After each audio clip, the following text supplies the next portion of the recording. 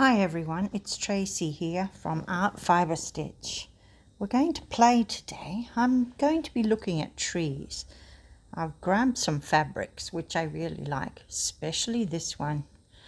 Now with shears like this, I like to use them because underneath, just whatever you put down underneath is going to change the whole look of that fabric. So I'm quite happy with that. Now I know I want to use it. To me, it looks like a tree just as it is, you know, with the bark down below and the more beigey colour towards the top. I really do love it when trees lose their bark. I have taken so many photos of it. So I'm just looking at some other fabrics I've gotten out here. And I have some silks, I have some loose weaves, I have ones that are sheer. See that one there? I can manipulate that fabric easily and make it more lacy. That one's rippled. This one's a shot one so that it's two different colours. And just an assortment. I've even got a little bit of black felt there. There. So I have some things, but I would like some more things. So what I'm going to do is play. And now I have these things that I haven't really used in a long time. Lutrador is one, and it is a it's not paper and it's not cloth, somewhere in between. It's fibers that are all meshed together in this lovely web. Now people like to use it because it's so easy to cut and keep a crisp edge. I've just experimented there on whether it would have a nice, if I tore it, whether it would be a nice meshy edge. And there's some mesh that I've got as well, some web. I suppose it's web. Yeah, so this is the Tyvek. Now you can get it in different ways, different thicknesses. This is an envelope I'm going to use. And I'm just going to open it up so that I can find a little bit of it that I can use for myself here. And I'm thinking I want to do something like bark or something like that. So I'm going to be painting that. And I'm also going to, at the same time, paint some Lutrador. Now that one I was showing you before is a very fine, ultra fine or something, where you can get all different kind of thicknesses. You can get it thick, you can get it thin, you can get it see-through, you can get it more like a stiffener. In fact, you could try some different stiffeners and of different thicknesses, you know. Try.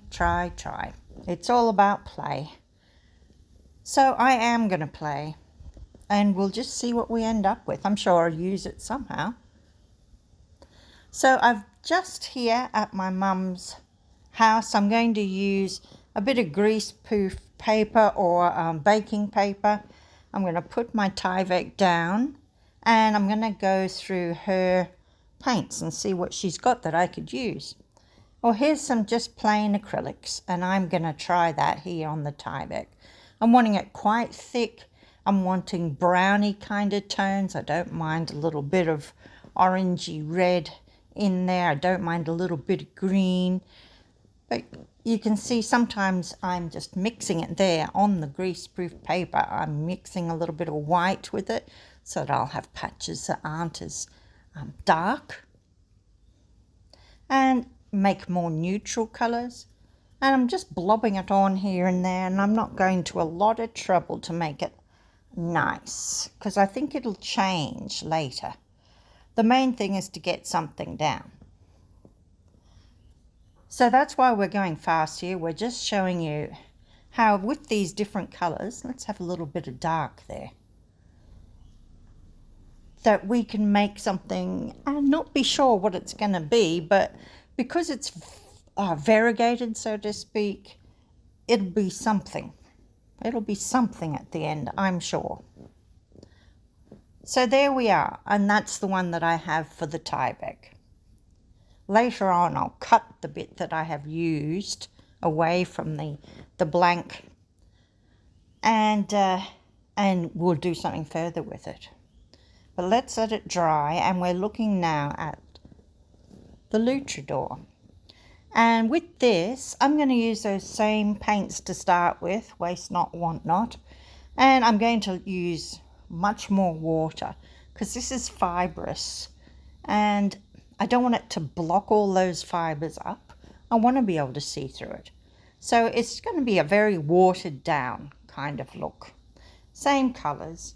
But at some stage here I think, oh, Mum's also got Dynaflow, which is something that is much more vibrant and more liquid rather than pasty. You know, the acrylic ones are more viscous, and you add water in it to make it softer. But these ones here, I'm wanting to try her Dynaflow on and just see what that does. Does it make a difference? Do we end up with more pigment, more colour, because we don't have all of that water added to it?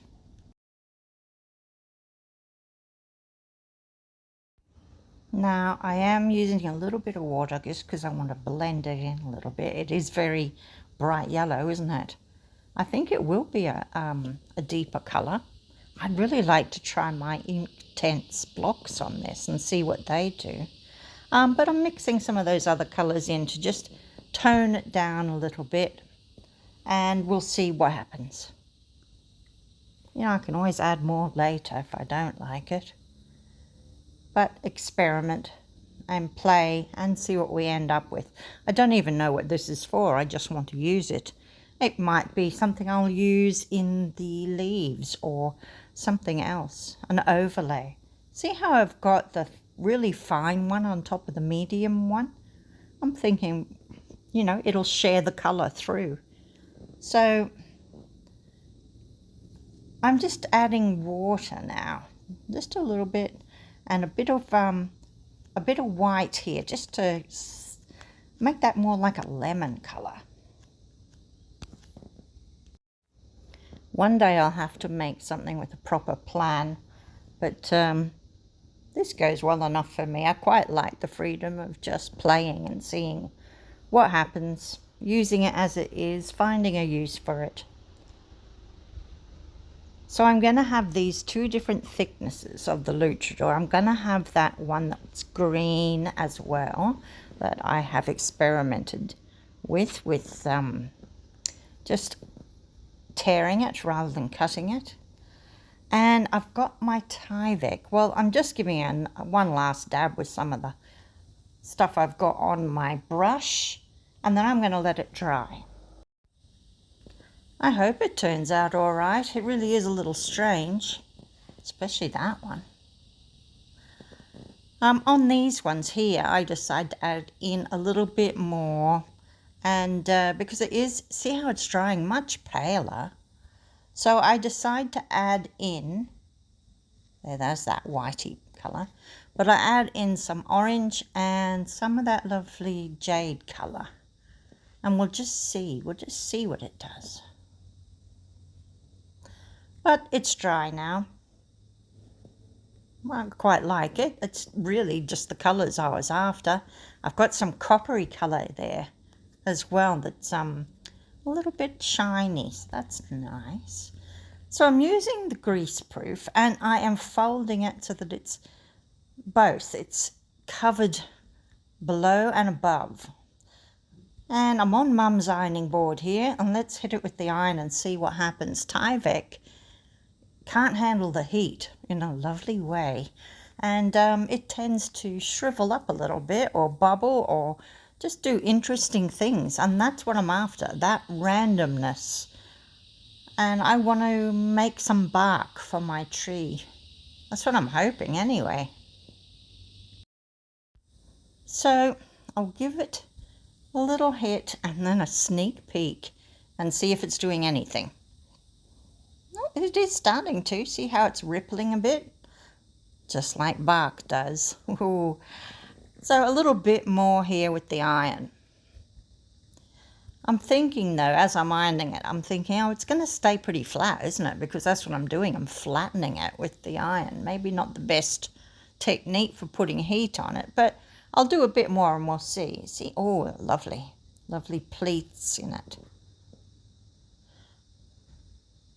Yes. See how it's made a lovely hole there? Yeah, that's quite acceptable, that is. So, looking at it though, I think, let's just try something else, because here it is up against my material, and that's already a great start. And I think, yes, but let's try something else. I've gone to the toaster this time for some heat. I'm just holding it over. And I've cut a little nick in it. I don't know if you can quite see it. You will in a minute because it's going to open. And it'll start to peel away from that area. Yes. So that's my idea. I think if I do that, it will make, yes, it's like when bark breaks away, isn't it? Oh, I quite like that, yes. So, and I can do the edges, I can cut it down more and give it another hit on the toaster or on a candle, you know, a flame perhaps, something. Now see how it's rippled there really, really badly. That's what I mean about because it's not on the iron, it's not going flat. But I don't want it quite so much, so whilst it's warm I'm just going to pop it down here and I'm just going to flatten it a bit with my fingers, pull it out. There we go, not so bad. Just before it hardens up again. But let's have a look. Those kind of things, that kind of randomness in the bark is going to really work for me. So we went from this and then we tried it with the iron. Not too bad, but I really liked it in the end. There. It seemed to darken it as well, didn't it? Looks really good anyway. So that, with the things that I have already collected, and I think I'm pretty well ready for starting a great project. I'll be playing more with this Lutrador and the Tyvek in the next episode, and we'll start to put a tree together and see what we think. I hope you've liked this video. Don't forget to like and subscribe if you have. Thanks again for watching.